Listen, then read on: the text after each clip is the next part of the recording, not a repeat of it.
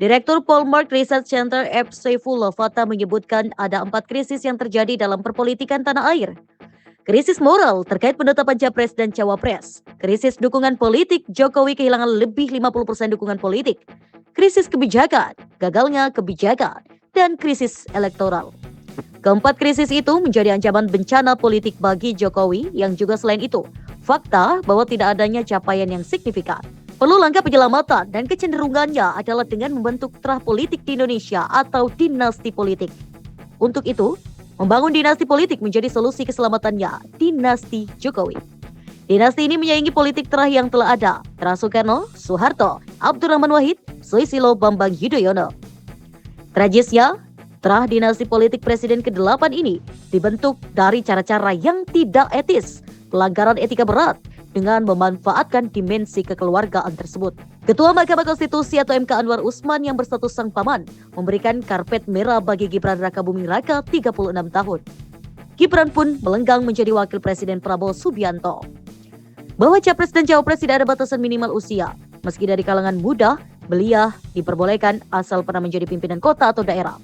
Kebijakan MK tersebut menuai kecaman keras dari hampir semua elemen bangsa karena keputusan yang menyesuaikan dengan kondisi sang keponakan. Dibuatlah Majelis Kehormatan MK-MK.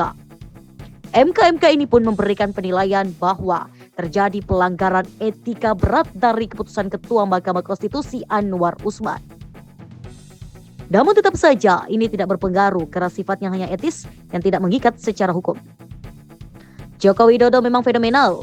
Berawal dari kepemimpinannya sebagai wali kota Solo 1,5 periode, Gubernur DKI Jakarta selama 2 tahun, dan 2 kali Presiden Republik Indonesia.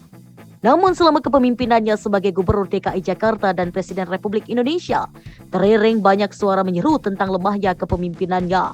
Bahkan secara verbal kebijakan-kebijakannya seperti disebut dungu oleh Rocky Gerung, karenanya banyak tidak nyambung antara hulu dan hilirnya.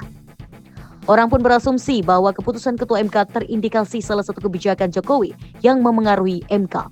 Ini menjadi kedunguan akut jika Jokowi mengira rakyat tidak tahu apa yang terjadi, termasuk kebijakan pemindahan ibu kota negara yang diambil tanpa melalui proses hukum yang benar yang langsung dijadikan undang-undang.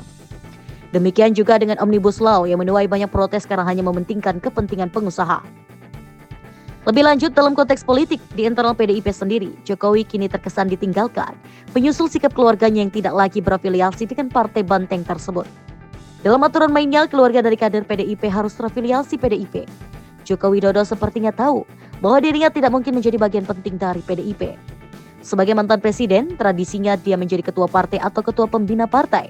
Memang benar ada gium dalam politik bahwa tidak ada kawan abadi, demikian juga lawan abadi. Joko Widodo yang merupakan peliharaan atau binaan PDIP melakukan secara sembunyi-sembunyi maupun terang-terangan perlawanan. Yang semula pro bisa jadi kontra, yang kontra bisa menjadi pro.